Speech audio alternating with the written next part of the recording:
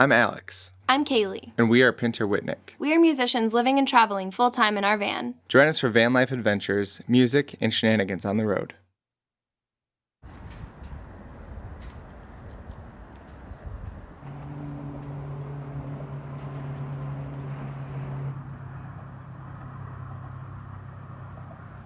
We're in Birmingham, Alabama, and on everybody's list of things to do is to come see Sloss Furnace. We don't know what it is exactly, and it's closed. It said it used to be the biggest manufacturer of pig steel. Pig steel. Pig steel, which I'm not entirely sure what that is. But it's Sunday, so unfortunately it's closed. We just walked right up to it and looked at it, which is pretty interesting from a distance. But there is a brewery right across the street, so we're gonna go in and get some vegan pizza. They have some with Impossible sausage and maybe some beers or something. Yeah, it's a happy accident. Sometimes if you just walk around, you find something cool to do. So here we are.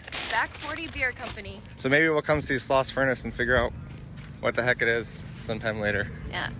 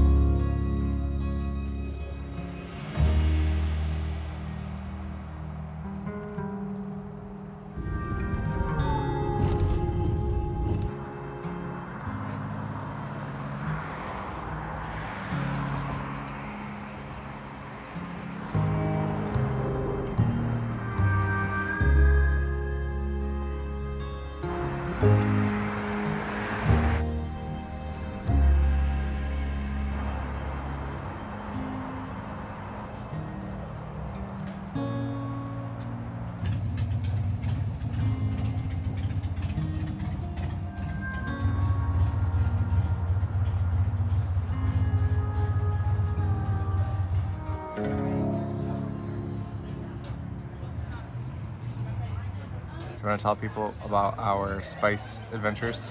So the shop we went to is Books, Beans, and Candles. And it's like a little witchcraft store. They've got like different knickknacks and gems and stones and incenses and stuff, but they have like a whole room full of spices. So we just went in there to fill up on some of our spices. So like we're going in there just to grab a whole bunch of them in bulk. So the lady who was helping us was a little thrown when we asked for 6 ounces because they're sold by the half ounce. I'm guessing she's expecting that people are buying them for spells and stuff. So she was like a little shocked that we wanted 6 ounces of garlic. So now we're at a bar called The Garage, and it's like filled with broken pottery and random things. It looks like a landscaping store that's been abandoned for like several years. It's definitely one of the most unique places I've ever had a beer at. There's like a lot of interesting things. There's like a over here there's like a lady with her head cut off, a statue over there. Yeah.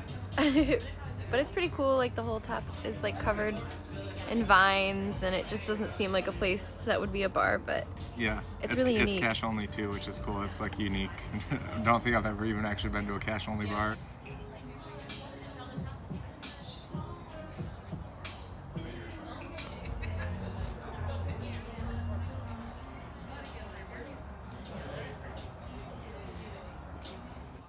Subscribe for more adventures with Clever Girl. And join our Patreon for early access to videos, an exclusive blog, and even more shenanigans. The link is in the video description.